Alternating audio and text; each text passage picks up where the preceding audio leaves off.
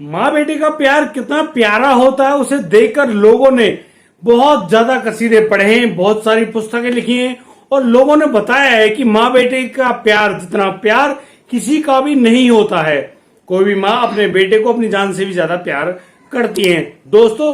लेकिन एक ऐसा मामला सामने आया है जिसके अंदर एक माँ ने अपने ही 5 साल के बेटे की हत्या कर दी और फिर उसके शरीर के टुकड़े स्टोव पर गर्म करके उबाल कर खा गई। जब यह मामला कोर्ट में जज साहब के सामने पहुंचा तो जज साहब ने उस महिला को बरी करते हुए कहा कि इसकी मानसिक स्थिति ठीक नहीं है, इसको एक पागलपन सवार है और इसलिए उसने इतने बुरे कृत्य को अंजाम दिया और उस जज ने उस महिला को बरी कर दिया। नमस्कार, आदाब, सत श्री अकाल दोस्तों, मैं भीषण प्रकाश स्वागत करता हूं आपका हमारे YouTube चैनल किस्से क्राइम पर। दोस्तों, पूरी घटना की जानकारी के लिए बने रहिए हमारे साथ वीडियो में अंत तक। और यदि आप पहली बार हमारे चैनल पर आए तो हमें सब्सक्राइब करना और नोटिफिकेशन की बेल को दबाना बिल्कुल ना भूलें। दोस्तों, आज का बेहद ही हैरान करने वाला मामला सामने आया है मिस्र देश से।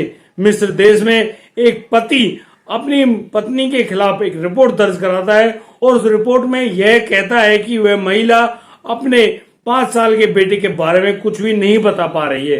आखिर वह बेटा कहाँ गया है, मुझे भी अपना पुत्र चाहिए। और इसी पुत्र की तलाश में वह अब अदालत के दरवाजे खटखटाता है और केस दायर करता है कि हना मोहम्मद हसन नाम की इस महिला के पास मेरा 5 साल का बेटा है, आखिर वह बेटा कहाँ गया।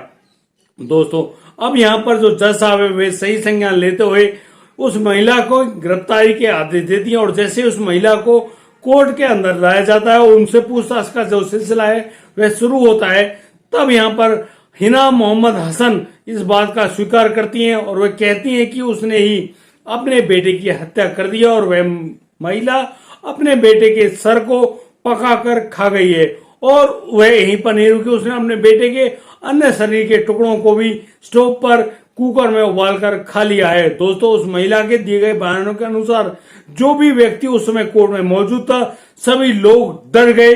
उन्होंने अपनी उंगलियां अपने दांतों तले दबा ली और वह सोचने पर मजबूर हो गए कि कोई भी एक माँ अपने बेटे के साथ इतना बुरा कृत्य कैसे कर सकती है, आखिर उसकी मानसिकता क्या रही होगी, यह तो किसी को भी नहीं मालूम। लेकिन उसने इतने दर्दनाक इस हादसे को अंजाम दिया, यह कैसे दिया होगा। सभी लोग हैरान है, परेशान है। और अब यहाँ पर जज साहब उस महिला से पूछते हैं कि यह तुमने क्रूरता की हद को पार करते हुए इसने बुरे कर्म को अंजाम दिया है, आखिर इसकी वजह क्या रही है, हमें इसकी वजह भी जाननी है। तुम हमें इस वजह के बारे में अवश्य बताइए, आखिर यह वजह सामने क्यों आई और किस लिए तुमने अपने बेटे की हत्या कर दी। तो यहाँ पर हिना मोहम्मद हसन, जिसके चेहरे पर एक स्किन तक भी नहीं है, वह बिल्कुल भी नहीं पछता रही कि उसने अपने बेटे की हत्या की है।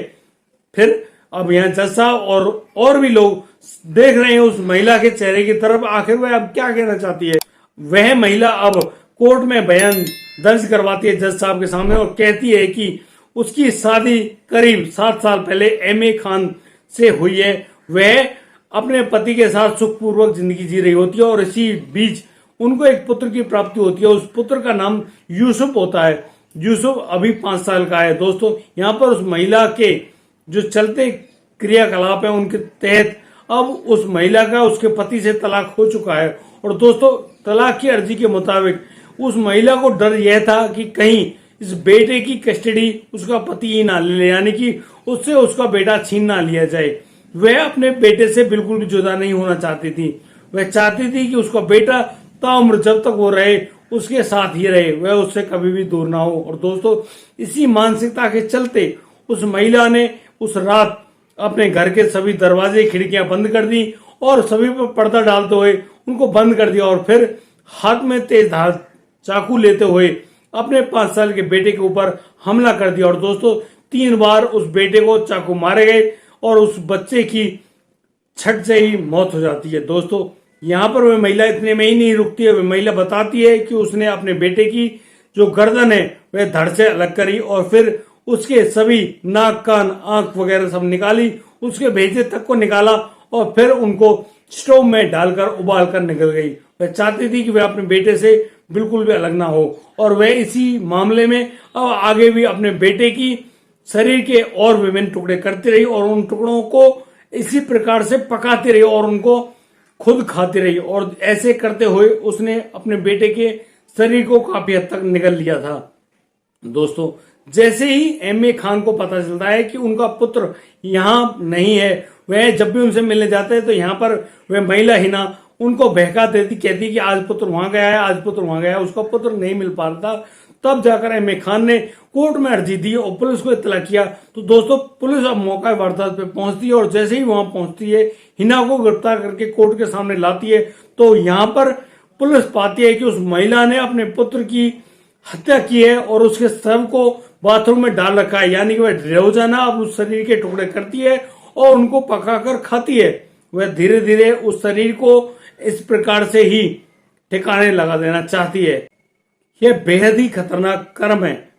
इसके परिणाम पता नहीं क्या होंगे और कैसे होंगे। दोस्तों, अब यहाँ जैसे उस महिला को उस कोर्ट में खड़ा किया जाता है, उसे पूछताछ की जा रही होती है, तो यहाँ पर जज साहब पाते हैं कि उस महिला की मानसिक स्थिति ठीक नहीं है। अब वो उस महिला को आदेश देते हैं, पुलिस को आदेश देते हैं कि इस महिला की मानसिक और शारीरिक जांच करवाई जाए। दोस्तों, यहाँ पर मानसिक जांच के लिए जैसे ही डॉक्टर्स के पास पहुंचा जाता है, तो डॉक्टर्स उस महिला को मानसिक रूप से अस्वस्थ घोषित करते हैं और कहते हैं कि यह मानसिक रोगी है, इसके दिमाग का कुछ भी नहीं पता, इसके दिमाग में बहुत सारे विचार चल रहे होते हैं, ये पता नहीं किस कब कौन से विचार पर कार्य करना शुरू कर दे।